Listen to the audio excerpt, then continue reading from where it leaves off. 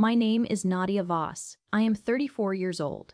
The morning of my sister's wedding, I sat in the parking lot of the Thornfield Estate venue in a pressed ivory blouse and dark slacks, a manila envelope in my lap, and a cup of coffee going cold in the cup holder.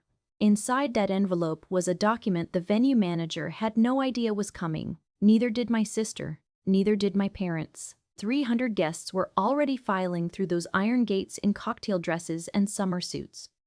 My mother had texted me 4 times asking where I was. My father had left one voicemail.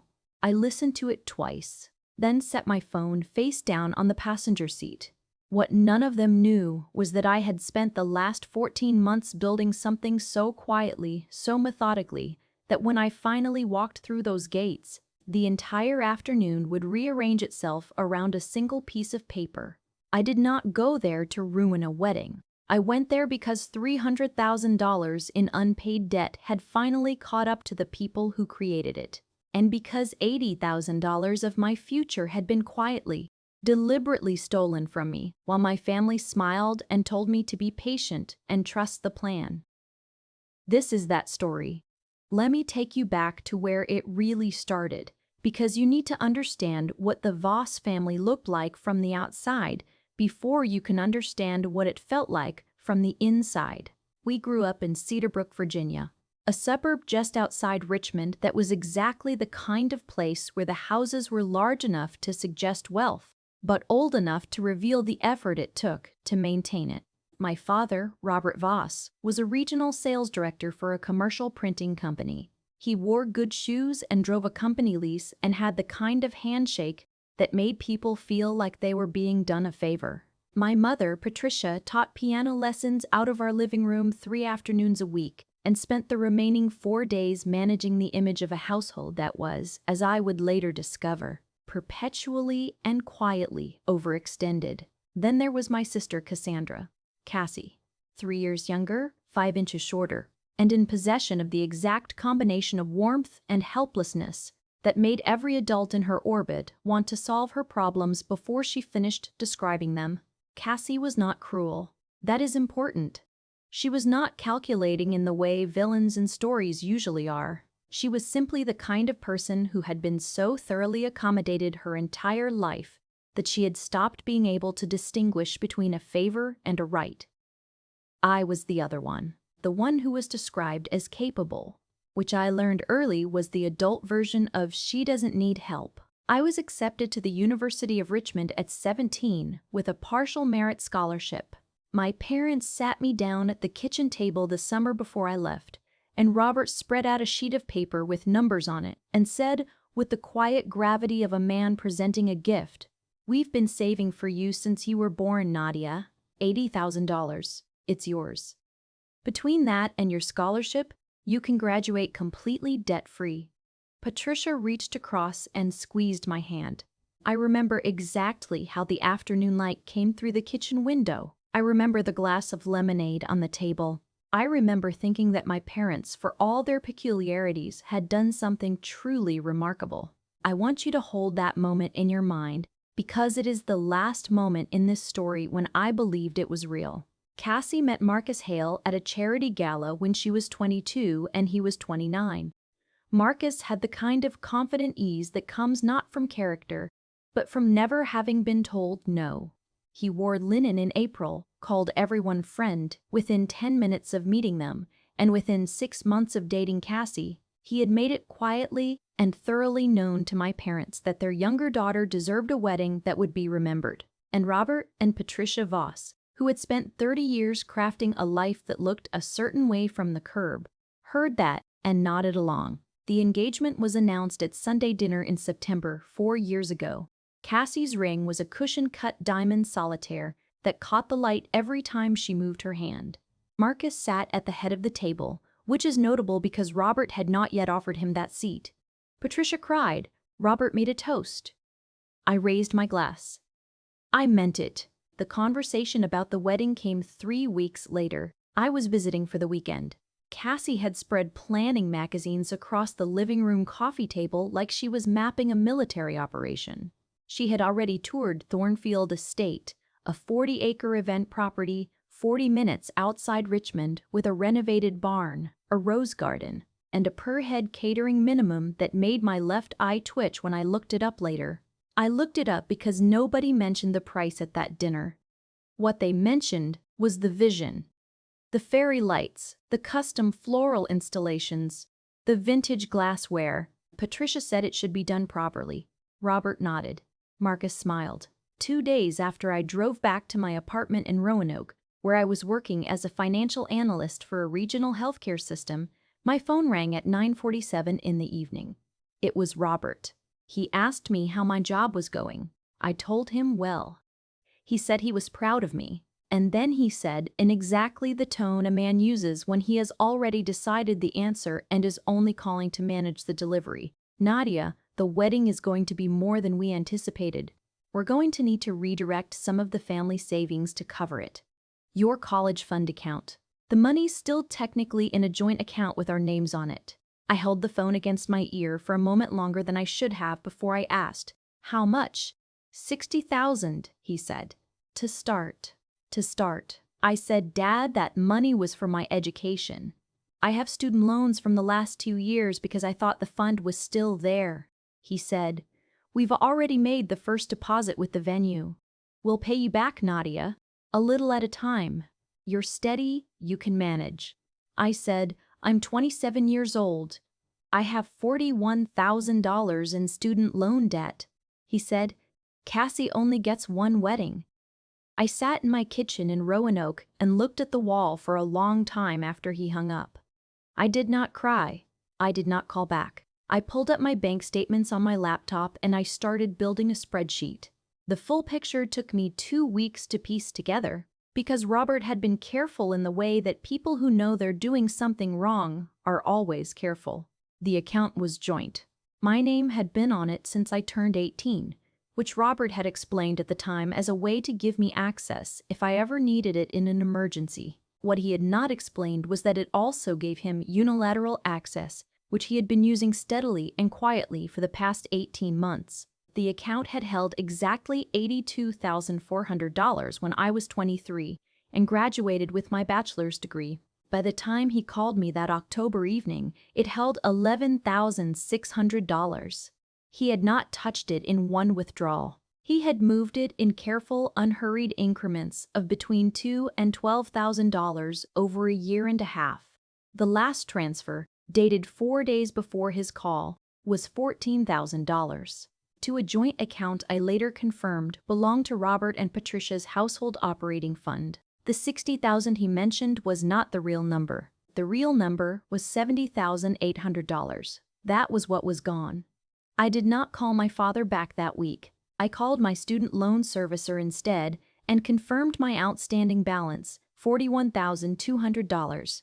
I called the county recorder's office and requested public property records for my parents' home address. I called a contact I had from a previous job at a commercial lending firm, a woman named Devorah Chang, who was now a real estate attorney in Richmond, and I said, "I need to understand what my legal options are regarding a joint account and a parent who has been making withdrawals without my knowledge or consent."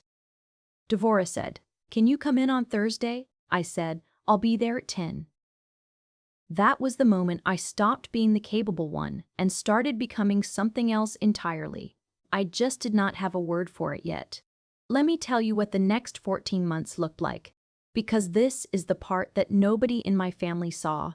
They were planning centerpieces. I was building a case. The Thursday meeting with Devorah lasted 2 hours and 17 minutes. She reviewed the account history I brought, the transfer records, the original account documentation.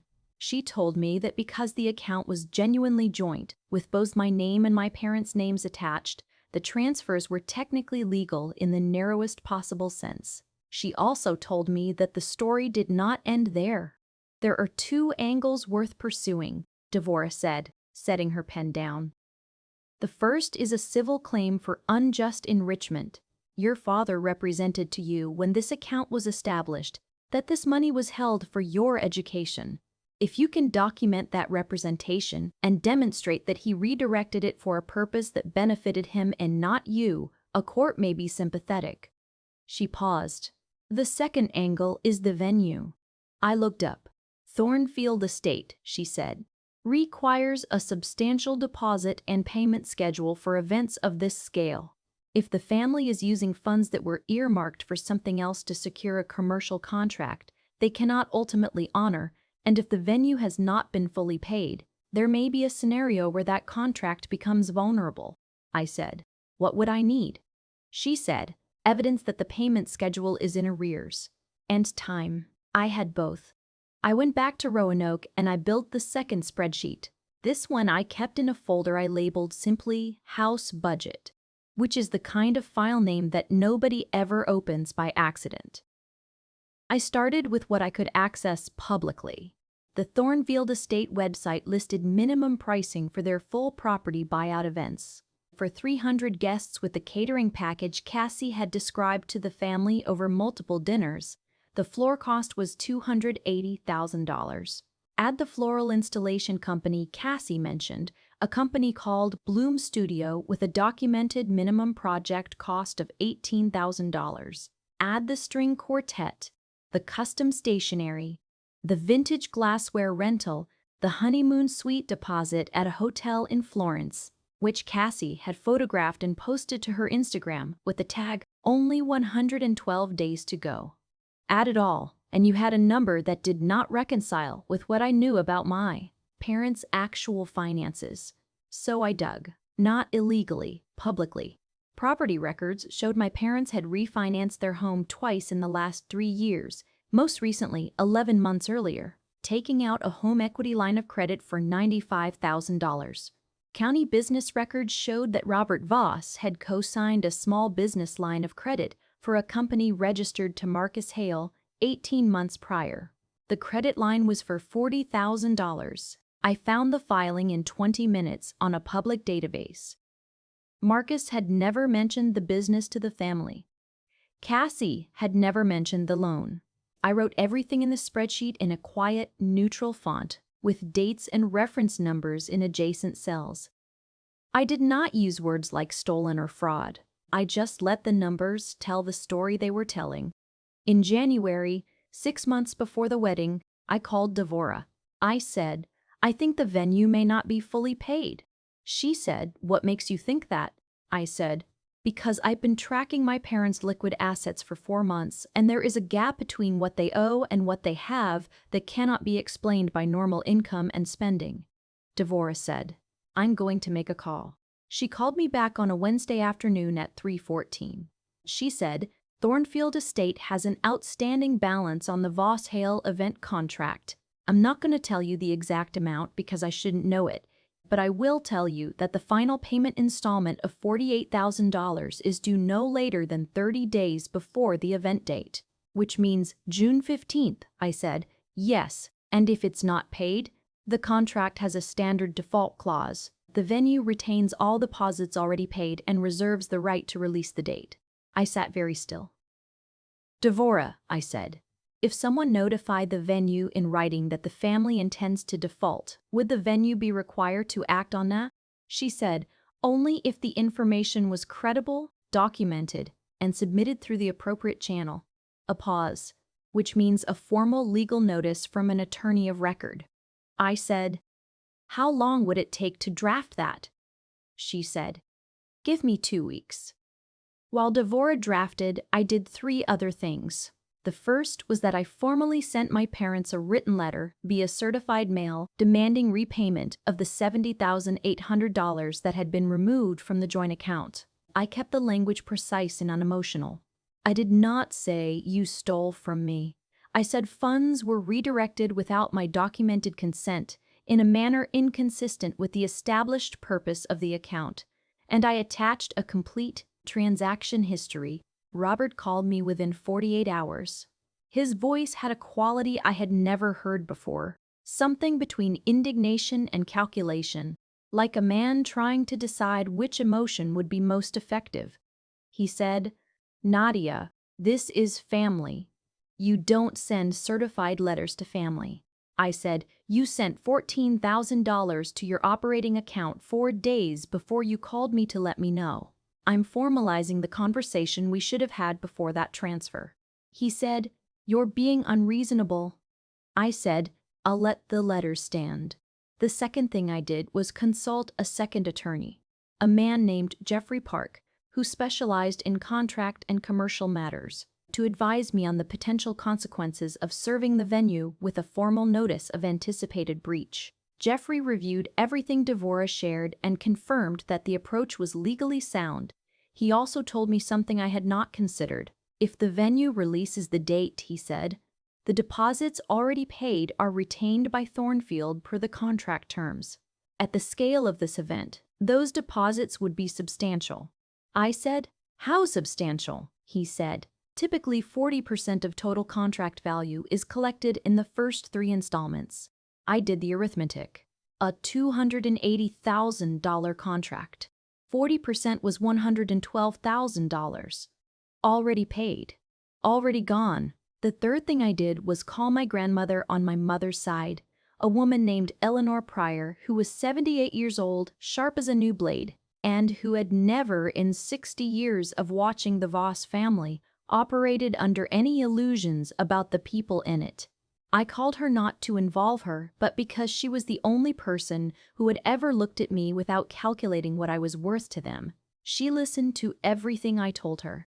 And when I finished, she said, "I always thought they'd spend that money, Nadia.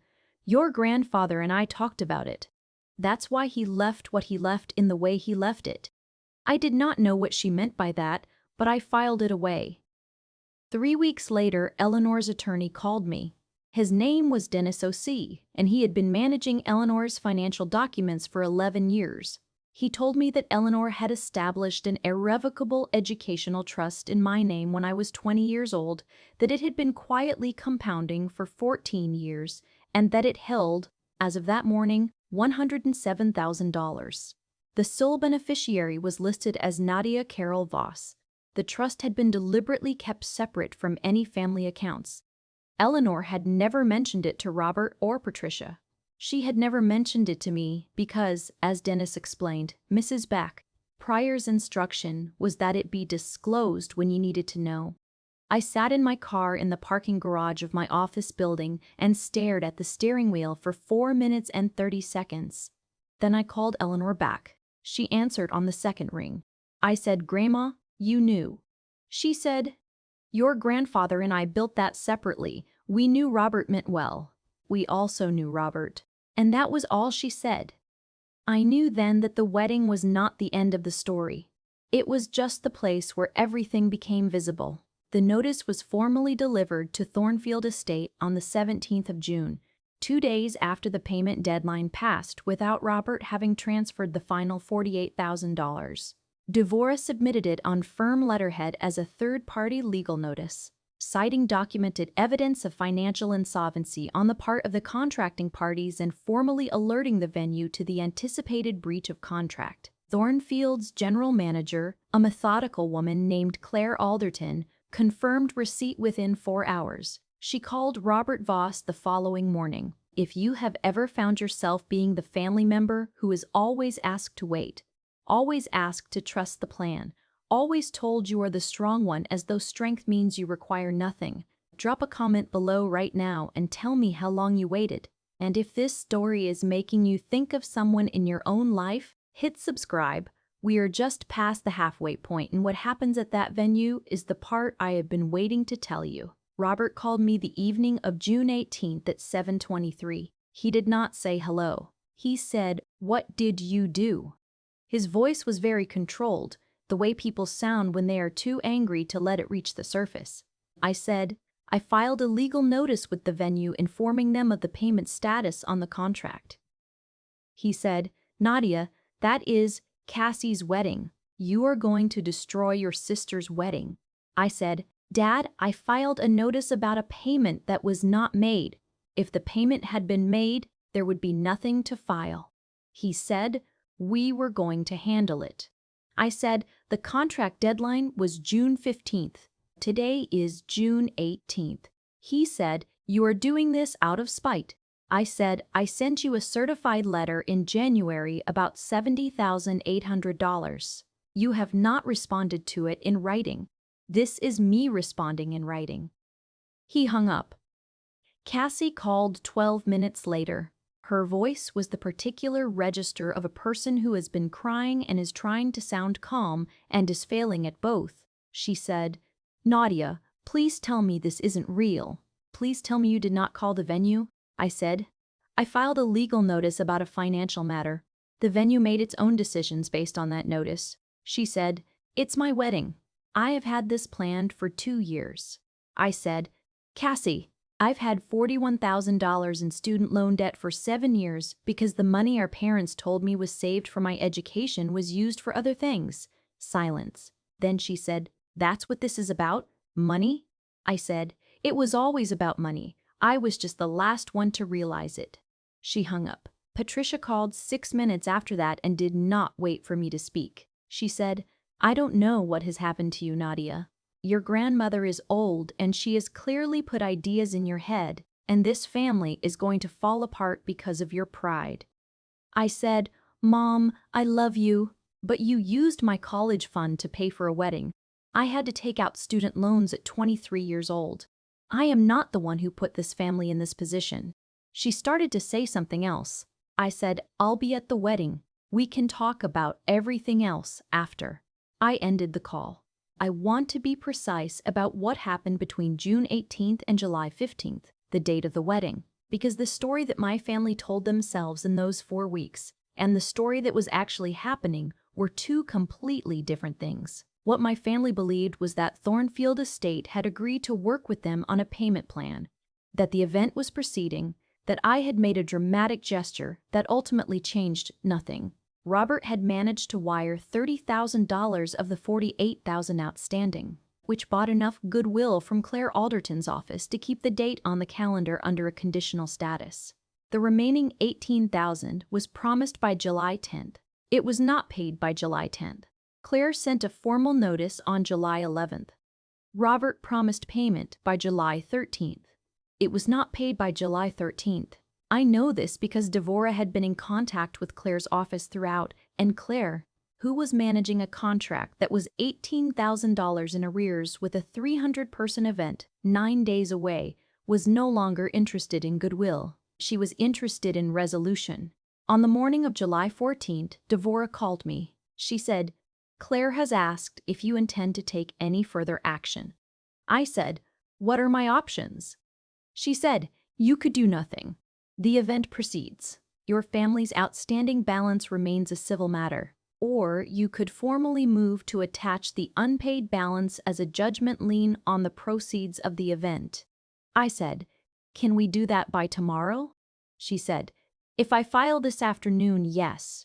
I said, "File." The lien was attached at 8:47 the following morning, July 15th, the day of the wedding. The envelope I was holding in the parking lot at Thornfield Estate that afternoon contained a copy of the lien notice, the certified mail confirmation of my January letter to my parents, a summary of the account withdrawal history, and a single handwritten note from Eleanor that said in her careful cursive, "You don't owe anyone a silence that costs you everything.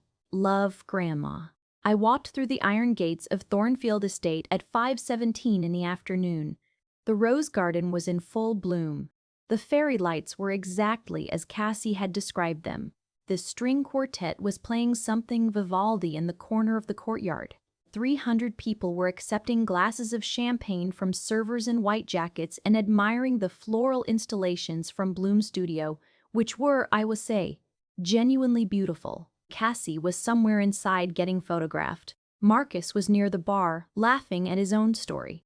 My parents were at the welcome table greeting guests. Patricia saw me first.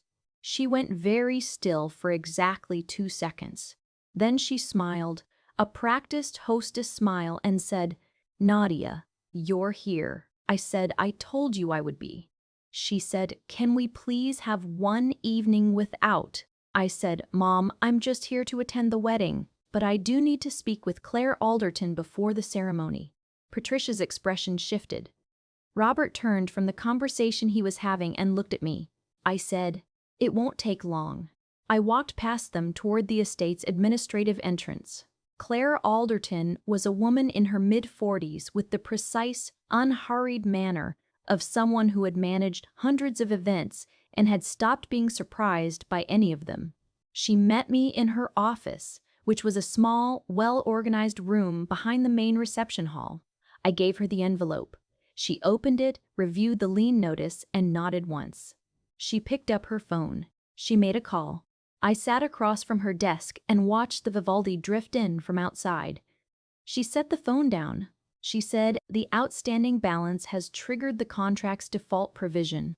Under the terms, we cannot release funds from any vendor arrangements until the balance is cleared or a judgment is satisfied. I'm going to need to speak with Mr. Renitz." "Voss," I said, "I'll be in the garden." I walked out of the administrative building and across the courtyard, and I found a chair near the rose garden, and I sat down and I waited. The champagne was good. I did not take any. I watched 300 people who had no idea what was about to happen enjoy a perfectly beautiful summer evening. Robert found me 8 minutes later. He was not alone. Marcus was beside him. Robert's face was red at the cheekbones, in the way that happens when a man is working very hard not to raise his voice. He said, through his teeth, "You filed a lien. On the day of the wedding. On your sister's wedding date, Nadia." I said, "The lien was filed yesterday. The balance has been outstanding since June 15th, Marcus said. "What exactly do you want?" I looked at him. I said, "I want the $70,800 that was in a joint account in my name, redirected without my written consent, returned to me with interest." Marcus said, "You can't be serious." I said, "Jeffrey Park, my attorney, is available at his office number if you'd like to discuss the legal specifics." I gave him the business card. Marcus stared at the card. Robert stared at me. I held his gaze. I did not look away. I said, "Dad, I sent that letter in January. You had 6 months to respond. You didn't respond. You just kept planning the centerpieces." Robert said, "This is your sister's day." I said, "You made it about money when you took mine. I am just finishing the conversation you started." Patricia appeared from somewhere behind Robert. She had Cassie with her. Cassie was in her wedding dress, a sleeveless silk gown with a cathedral train, and she looked, objectively, beautiful. She also looked, in this moment, completely terrified. She said, "Nadia." Just my name. I stood up from the chair. I said, "You look beautiful, Cassie. I mean that." She said, "Please don't do this." I said, "I didn't start this. I'm just not finishing it quietly." Claire Alderton had followed at a discreet distance and now stepped forward. She addressed the group with the practiced calm of someone whose entire career had prepared her for exactly this kind of scene. She said, "The outstanding balance on the contract must be addressed before the main event proceeds. I've been in contact with our legal department. Until the lien is resolved or the balance is paid in full, the estate cannot release the venue for the ceremony." The garden went very quiet. 2 passing guests with champagne glasses slowed, looked over, kept walking. 3 members of the wedding party who had been standing nearby by the fountain turned their heads. The string quartet, mercifully, had paused between pieces. Marcus said, "You can't be serious." Claire said, "I'm afraid I'm quite serious, Mr. Hale." Robert turned to me. "You would actually do this?" It was not a question. I said, "Dad, I asked you in January. I asked you on the phone in October. I asked you in every way I knew how to ask. This is what happens when the answer is always no." I reached into my bag and pulled out one more document. I placed it on the small garden wall beside me. It was Eleanor's trust statement with the balance clearly printed at the top. I said, "Grandma Eleanor established this trust for me 14 years ago because she and Grandpa knew exactly what was going to happen. I have $107,000 in an educational trust. I have a full-time job as a senior financial analyst. I have $41,000 in student loans because you told me the money was there when it wasn't." Robert looked at the statement. His face went through several expressions very quickly, none of which were easy to look at. I said, "I will agree to release the lien today, right now, if you sign a formal acknowledgement of the debt and a repayment agreement." Jeffrey's office drafted it. I have it here. I placed the second document beside the trust statement. If you sign it, the lien releases. Claire releases the venue. Cassie gets her wedding, and we figure out the rest afterward. Marcus reached for the repayment agreement before Robert did. He read the first page. He looked at his future father-in-law. He said very quietly, "Robert, sign it." Robert picked up the document. He read it. He looked at me. He said nothing for a long time. The fairy lights came on somewhere above us as the afternoon shifted toward evening. 300 people were somewhere behind the stone wall, holding champagne, waiting to witness a marriage. Robert Voss, regional sales director, firm handshake, pressed shirts, took the pen that Jeffrey's assistant had paper-clipped to the document, and he signed his name. I picked up the document. I texted Devora a single word. She called Claire Alderton's office directly. The lien was formally released at 6:42 in the evening. The ceremony began at 7:15. I sat in the second-to-last row on the left side, and I watched my sister marry Marcus Hale in a rose garden strung with fairy lights while the string quartet played something understated and entirely appropriate. Cassie cried. Marcus did not. Robert stood at the front and looked at no one in particular. Patricia kept her eyes forward. Eleanor was not there. She was 78 and did not travel for events anymore.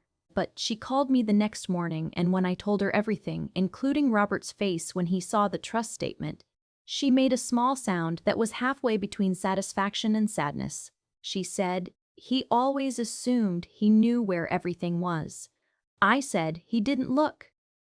She said, "No, he never did." The repayment agreement was legally binding, witnessed and notarized by Jeffrey's paralegal, who had driven out to Thornfield that afternoon with the notary stamp in her bag, because I had asked her to come prepared for exactly this possibility.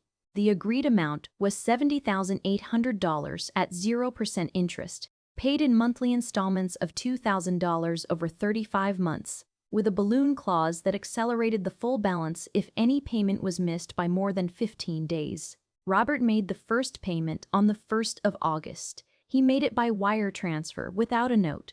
Marcus and Cassie returned from Florence in August. Cassie called me once in those weeks. She did not say, "I'm sorry." She said, "I didn't know about the account, Nadia. I really didn't." I said, "I believe you." She said, "Do you hate me?" I said, "No. I never hated you. I just needed to be the one who finally said the number out loud." She was quiet for a moment, and then she said, $60,000. That's what I thought the wedding cost. I had no idea it was more. I said, "It was $280,000, Cassie, plus florals and stationery and the honeymoon suite." She did not say anything after that for a very long time. The thing about being described as the strong one for your entire life is that it eventually stops feeling like a compliment and starts feeling like a directive. Strong means you don't require anything. Strong means you'll manage. Strong means you'll manage. Strong means we don't have to look too carefully at what we're taking from you because you'll figure it out. I spent 27 years figuring it out. I built habits of self-sufficiency so thorough that even I had stopped noticing when those habits were being used against me. That is the thing my family never understood. The same quality that made me capable of building a spreadsheet in silence for 14 months. The same quality that made me track every transfer and call an attorney and draft a lien notice. Was the same quality that had allowed the problem to grow for so long without anyone noticing. Because capable people solve their own problems quietly, and the people who benefit from that quiet learn to rely on it. I do not feel triumphant when I think about the wedding. I feel tired in the way you feel tired when something that was always going to happen finally does. I feel grateful for Eleanor, for her foresight and her silence and her cedar-scented office, where Dennis Osei kept the one document that made everything else possible. I feel a complicated, careful affection for Cassie, who was as much a product of this family's patterns as I was, just on the benefiting side. I feel something close to compassion for Robert, who spent 40 years constructing a version of his life where he was the provider and the authority, and who had, somewhere along the way, lost track of the difference between managing a family and managing an image. And I feel, for the first time in 14 months, quiet. The good kind of quiet. The kind Eleanor described when she said, "You don't owe anyone a silence that costs you everything." I am sitting in a coffee shop in Roanoke as I write this. The kind of place where the chairs are mismatched on purpose and the music is low enough that you can think. My student loans are on an accelerated repayment plan, funded partly by the repayment installments from Robert. My grandmother's trust is untouched, compounding patient. Devora sends me a small update each month confirming receipt of the transfer. Jeffrey Park sent me a congratulations card when the lien was released. It said simply, "Well done." I put it on my refrigerator next to the photo of Eleanor and me from the summer I was 12, when she taught me to read a balance sheet at the kitchen table of the very house where she sat alone this past July and smiled knowing exactly what that envelope contained. If you have ever been told you are the strong one, if you have ever been handed a bill for someone else's choices and told to manage it quietly, if you have ever watched your family organize everything around someone else's needs and assumed you were just expected to find your own way, I want you to hear this. Being capable is not the same as being responsible for everyone else's comfort. Choosing yourself is not the same as abandoning people. Saying the number out loud, the real number, the one everyone knows but no one will say, that is not destruction. That is honesty. And honesty, when it finally arrives in a room, tends to rearrange the furniture. The repayment comes in on the 1st of every month. Robert has not missed one yet. We have spoken twice on the phone since the wedding. The conversations are short and careful and honest in the way that conversations can only become after the pretending stops. I do not know what we are building, or whether we are building anything at all. I know that whatever comes next, it will be built on something real. Cassie sends me a text every few weeks. Last month, she sent a photo of the lake house she and Marcus rented for a weekend, and the caption said, "Making my own memories. Thank you for showing me how." I read it twice. I did not respond right away. I thought about it for a day, and then I wrote back, "That's the one, Cassie. That's the one." I want to ask you something before you go. If there is a number in your life, a real number, a real amount, a real debt, a real cost that someone has been asking you to carry quietly in the name of family, what would happen if you said it out loud? Not in anger, not as an accusation, just as a fact. Just as the truth. What would change if the number finally had a voice? Tell me in the comments. I read everyone. And one more thing. Because I want you to hear this directly. There will always be people who call your boundaries dramatic and your documentation vindictive, and your self-advocacy a betrayal. Those people are not describing your behavior. They are describing their own discomfort with a world in which you stop being convenient. Let them be uncomfortable. You are allowed to take up space. You are allowed to be seen. And you are absolutely, completely, without apology allowed to say the number. To every single one of you who has stayed with this story from beginning to end, thank you. Not just for watching, but for witnessing. There is something powerful about a stranger sitting across the world from you, reading these words.